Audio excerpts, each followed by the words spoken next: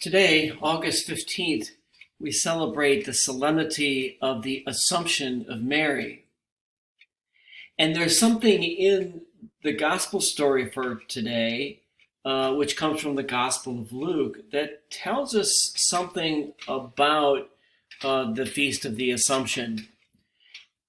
The part of the gospel that I've decided to highlight and put within the screen is the first part of the gospel, which is known to us as Mary's visitation to Elizabeth.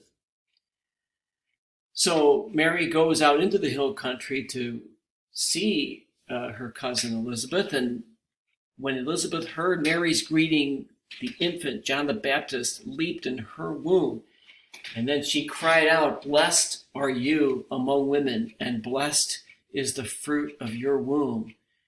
So another word for blessed there is holy. Holy are you among women, and holy is the fruit of your womb. And this, I think, is what sets Mary apart, both in her earthly life and now for us, and that's her holiness. So Elizabeth notices Mary's holiness and proclaims it.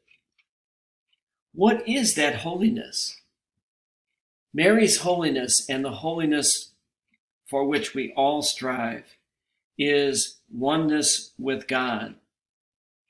And so Elizabeth sees not only Mary's oneness with God physically, the child within her body, but also spiritually, Mary's oneness with God, something that she would highlight and be an exemplar to all of us throughout the rest of her life. Mary became ever closer to God throughout her life because of her faithfulness to the often mysterious will of God for her. That is an important part of our journey to holiness as well. It involves our willingness to be faithful to the mysterious will of God.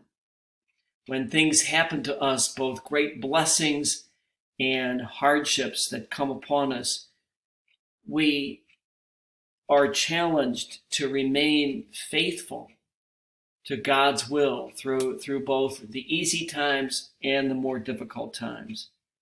When we do that, we imitate the holiness of Mary. And when we do that, we become holy. We become blessed among men and women.